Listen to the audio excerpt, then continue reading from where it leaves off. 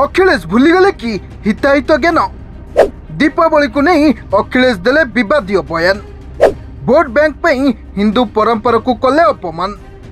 छाड़बेनि जनता voting रे देबे उचित जवाब।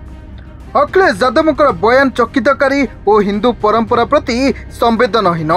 दीपावली आमर सांस्कृतिक एवं आध्यात्मिक मूल्यबोधर प्रतीक। यह केवल आलोकर पर्व नुहे बरम यह अंधार उपरे आलोकर विजयर वार्ता प्रदान करे। यह प्रजापति संप्रदाय और चाषी मानक आर्थिक रोजगार प्रदान करे। दीप आमर परंपरार अंश। प्रत्येक घर आत्मा एवं भक्ति को मूर्तिमंत करिथाए। सेगुड़िक टंकार अपचय कहवा केवल अनुपयुक्त नुहे बरम हिंदू धर्मर अपमान। तेणु जनता खूब शीघ्र निज भोट शक्ति रे एपरि हिंदू विरोधी व्यक्ति को शिक्षा देबे। पवित्र दीपावली महोत्सव पूर्व समाजवादी पार्टी मुख्य अखिलेश यादव विवादीय बयान देशव्यापी हईचई सृष्टि करथिबा बेले तांको कड़ा भाषा जवाब देइचंती बीजेपी आईटी सेल मुख्य अमित मालव्य। से कहते जे पर्वपर्वाणी तुलना करने परिवर्ते अखिलेश यादव भारतर विविध परंपरा को सम्मान करने उचित, कारण यह प्रकृत धर्मनिरपेक्षता।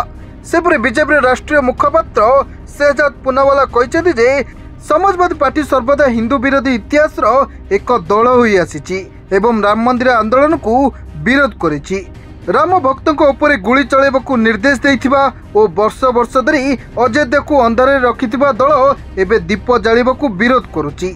सेपरे बीजेपी सांसद प्रवीण खंडेवाला मध्य कहते कम से कम मौलाना अखिलेश यादव आमको दीपावली किपरि पालन करिवे ताहा कहबा उचित नुहे। तांको परि लोक सनातन परंपरा को विरोध करती। दीप एवं आतशबाजी जलैबा भारतर संस्कृतिर एक अंश, किंतु मौलाना अखिलेश यादव यह बुझंती नहीं, कारण से केवल भोट बैंक विषय चिंता करती एवं भारतीय सभ्यता सहित तांकर कोनोसी संपर्क नहीं। एही कारणरू जनसाधारण तांको प्रतिथर प्रत्याख्यान करती बोली बीजेपी सांसद प्रवीण खंडेवाला कहते। सेपटे वास्तव में दीपावली अवसर में माटीर दीप जालिबार परंपरा प्राचीन कालरू प्रचलित थिबा बेले एहाकु नै शनिवार लखनऊ एक सांबादिक सम्मेलन में अखिलेश यादव कहते जे मु निश्चित भाव में भगवान राम नाम गोटे परामर्श देवी। क्रिसमस रे सारा विश्वर समस्त सहर आलोकित हुए। यह गोटे मास पर्यंत जारी रहे। आमको सेमानक ठारू शिखिबा उचित। आमको दीप पई काहेकि टंका खर्च करबाकू पड़िबो। आमे ए सरकार ठारू कौन आशा करिपरिबा?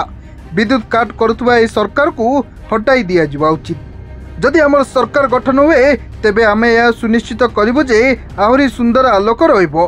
तबे अखिलेश यादव हिंदू पर्वपर्वाणी विरोधी बयान एबे चारिआडे तीव्र समालोचनार शिकार हेउछि। ब्यूरो रिपोर्ट, सरकार न्यूज।